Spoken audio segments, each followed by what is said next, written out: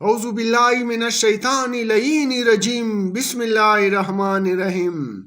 اصول کافی جلد اول،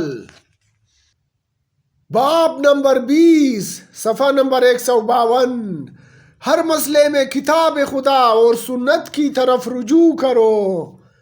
تمام حلال و حرام اور جس کی طرف لوگ محتاج ہیں وہ سب کا ذکر کتاب خدا اور سنت رسول میں موجود ہے۔ حدیث نمبر 1، قرآن میں ہر چیز کا بیان ہے۔ جناب مرازیم نے حضرت امام صادق علیہ السلام سے نقل کیا ہے کہ آپ نے فرمایا، اللہ تعالیٰ نے قرآن میں ہر چیز کو بیان کر دیا ہے، یہاں تک کہ جس چیز کا انسان محتاج تھا اس کو اس میں ذکر کر دیا ہے، حتیٰ کہ اب کوئی شخص نہیں کر سکتا کہ وہ کہے اے کاش اس کا حکم قرآن میں آتا۔ اللہ نے اس کا حکم بھی ذکر کر دیا ہے۔ حدیث نمبر 2، اللہ نے ہر چیز کی حد قرار دی ہے۔ جناب عمر بن قیس بیان کرتے ہیں کہ میں نے حضرت ابو جعفر محمد باقر علیہ السلام سے سنا ہے، آپ نے فرمایا، اللہ نے کوئی چیز جس کی طرف یہ امت محتاج ہو اس کو نہیں چھوڑا، مگر یہ قرآن میں اس کا ذکر کر دیا ہے اور اس کو رسول کے لیے بیان فرما دیا ہے، اور ہر چیز کی ایک حد قرار دی ہے اور اس پر ایک دلیل قرار دی ہے جو اس حد پر دلالت کرتی ہے، اور جو اس حد سے تجاوز کرے گا اس کے لیے خدا نے حد قرار دی ہے۔ حدیث نمبر 3، اللہ نے ہر حلال و حرام کے لیے حد قرار دی ہے۔ جناب سلیمان بن ہارون بیان کرتے ہیں کہ میں نے حضرت امام ابو عبداللہ علیہ السلام سے سنا، آپ نے فرمایا، اللہ نے کوئی حلال و حرام خلق نہیں کیا مگر اس کے لیے ایک حد معین کی ہے، جس گھر کی دیوار اس کی حد ہوتی ہے، جو کچھ رستے سے ہے وہ رستہ شمار ہوگا، اور جو حصہ گھر کا ہے وہ گھر شمار ہوگا، حتیٰ کہ ایک خراش کی بھی حد معین ہے، اور جو اس سے کم ہے اس کی بھی اس کی حد ایک کوڑا یا نصف کوڑا حد ہے۔ حدیث نمبر 4، ہر چیز کے لیے قرآن و حدیث سے حکم ہے۔ جناب حماد نے بیان کیا ہے کہ میں نے حضرت ابو عبداللہ علیہ السلام سے سنا کہ آپ نے فرمایا، کوئی چیز ایسی نہیں ہے مگر یہ کہ اس کے بارے میں قرآن یا حدیث میں حکم ذکر ہوا ہے۔ حدیث نمبر 5، میں جس چیز کے بارے میں خبر دوں اس کے بارے میں مجھے سوال کرو۔ جناب ابو الجارو فرماتے ہیں کہ حضرت امام محمد باقر علیہ السلام نے فرمایا، میں تمہیں جس چیز کے بارے میں خبر دوں بتاؤں کہ تم مجھ سے سوال کرو کہ یہ قرآن میں کہاں موجود ہے، میں بتاؤں گا۔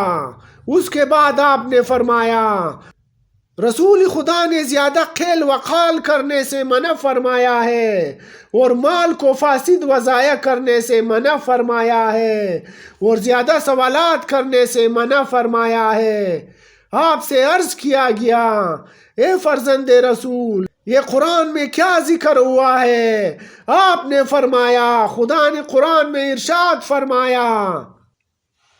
ان لوگوں کی زیادہ سرگوشیوں میں کوئی خیر نہیں ہے گر یہ کہ کوئی صدقہ نیکی یا باتوں کی اصلاح کی تلقین کرے۔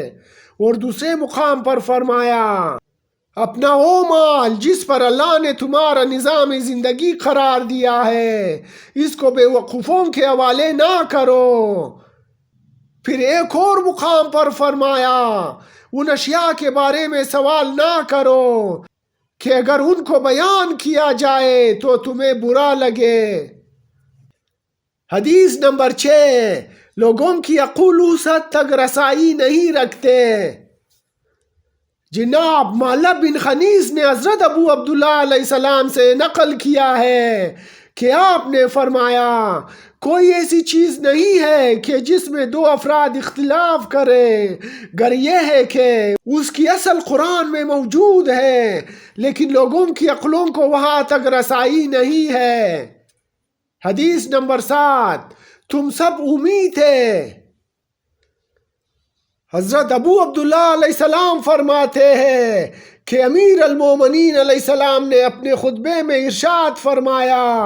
اے لوگو، اللہ تعالیٰ نے تمہاری طرف اپنا رسول بھیجا اور ان پر کتاب برحق نازل فرمائی۔ قرآن پڑھو، تم نہ اس کتاب کو جانتے تھے اور نہ اس کو جس نے اس کو نازل کیا، اور نہ رسول کی تم کو معرفت تھی اور نہ اس ذات کی معرفت تھی جس نے رسول کو مبعوث فرمایا۔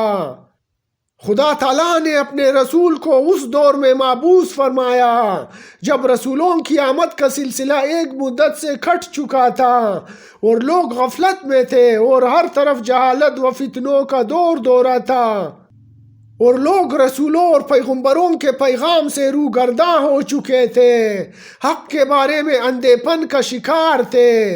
ظلم و زیادتی کرنا ان کا وتیرہ تھا، ہر وقت آتش حرب و جنگ شعلہ ور رہتی تھی، دنیا کے باغ ویران ہو چکے تھے، ان کی شاخیں سوکھی ہوئی تھی اور ان کے پتے گر کر بکھرے ہوئے تھے، ان کے پھل میں مایوسی اور اس کا پانی زمین کی تہ میں چلا گیا ہے، ہدایت کے چراغ گل ہو چکے ہیں اور گمراہی اور ہلاکت کے نشانات ابھرے ہوئے تھے، دنیا اپنے اہل کے لیے ترس روئی سے منہ چھڑا رہی تھی، یہ دنیا جو گزر چکی ہے وہ آنے والے نہیں ہے، اس کا پھل و ثمرہ فتنہ ہے اور اس کا کھانا مردار، اس کا شکار خوف اور اس کا اشکار تلوار ہے، اس نے اپنے اہل کے ٹکڑے ٹکڑے کر دیے اور ان کی آنکھیں اندھی کر دیے اور ان کے ایام کو تاریک کر دیا، ان دنیا والوں نے اپنے رحم کو کاٹ دیا، آپس میں خون ریزی کی اور اپنی لڑکیوں کو زندہ دفن کر دیا، حالانکہ وہ ان کی اولاد و خون تھی، انہوں نے دنیا میں عیش و راحت کو طلب کیا اور اللہ سے ثواب کی امید نہ رکھی اور عذاب کا ڈر ختم کر دیا، ان کے زندہ اندھے اور ظالم اور ان کے مردہ دوزخی اور نجات سے نا امید تھے، ان ماحول میں حضرت رسول خدا ان کے لیے ایک ایسا دستور لائے جو سابقہ کتابوں میں تھا اور انجیل نے اس کی تصدیق کی، قرآن میں تمام حلال و حرام کی تفصیل موجود ہے، تم اس سے طلب کرو، وہ تم سے نہیں بولے گا،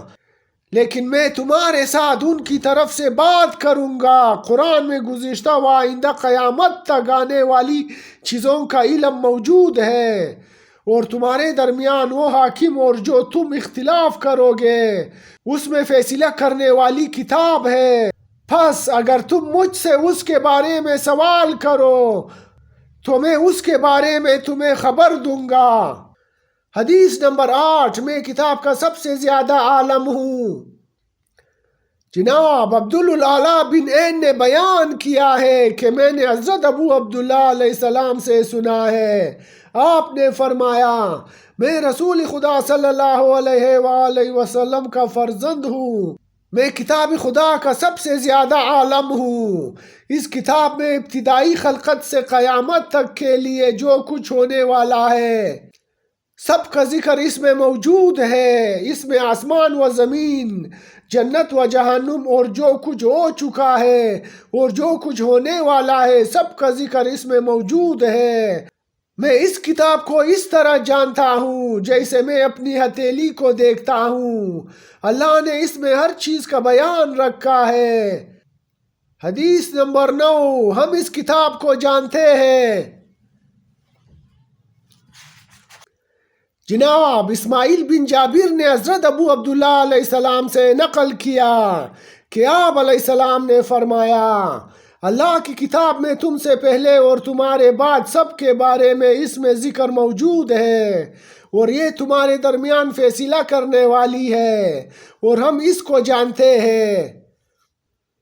حدیث نمبر 10، ہر چیز کتاب خدا اور سنت رسول میں موجود ہے۔